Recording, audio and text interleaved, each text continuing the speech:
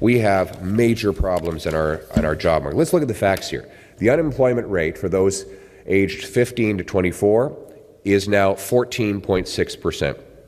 The employment rate, the share of young people who are employed, is at its lowest level in over a quarter century outside of the pandemic. 1.6 million Canadians were unemployed in July, 7.4% increase in unemployment insurance requests since Mr. Carney took office. Almost 400,000 Canadians have been continually searching for work for over 2 years, the highest share of long-term unemployment since 1998. There are 16,000 more people unemployed in Ontario than there were in the Great Recession. Ontario has seen a massive increase in job losses and a massive decrease in home building. Nearly 75% of temporary foreign workers that come into the country are for low-wage positions, which means they compete with working class and young people that ultimately drive down wages and drive away jobs. Tim Hortons has hired an unimaginable 1,131% more temporary foreign workers in the last 4 years. In the first half of this year alone, the TFW program has imported 74% more low-skilled labor than in all of 2015.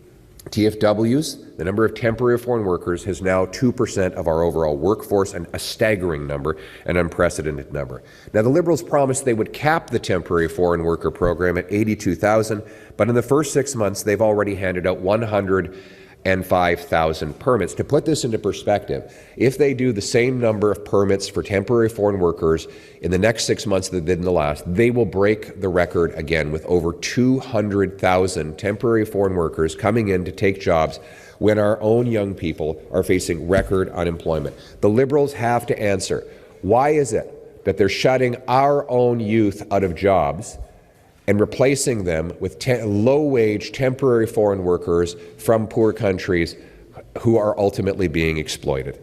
And let us say as well, the people, the individual temporary foreign workers, the workers themselves, they are not bad people. They are not the problem. They are being taken advantage of by Liberal corporate elites who want to use them to drive down wages. And of course, we continue to support the dream of all immigrants to Canada, immigrants who come here to be Canadian, to get a job, work hard, contribute, and live a good life. That is part of the Canadian promise, and that is not what we're addressing here today. We're addressing a program that temporarily brings people from low-wage countries to replace Canadians and drive down the wages of our people. The time has come for decisive action to stop the Liberals from using our immigration system to pad the pockets of corporate elites and other insiders at the expense of Canadian jobs. Again, the principle is very simple. The principle is very simple. Canadian jobs for Canadian workers. Canada first, Canada always. That's why Conservatives are calling on the Carney government to permanently scrap the temporary foreign worker program and to stop issuing visas for any new temporary foreign workers coming into the country. And Michelle Rempel has been tweeting out these job postings. I think it was it Booster Juice, the one you came out with yesterday? $36 an hour. They're Booster Juice offering $36 an hour to a temporary foreign worker.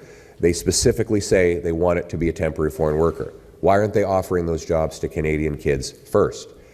And I'm not now speaking about any particular employer, but we know that there's a lot of abuse in this system where the employers are asking for some of the wage back from their worker. I'm not alleging that for Booster Juice, but it is happening out there.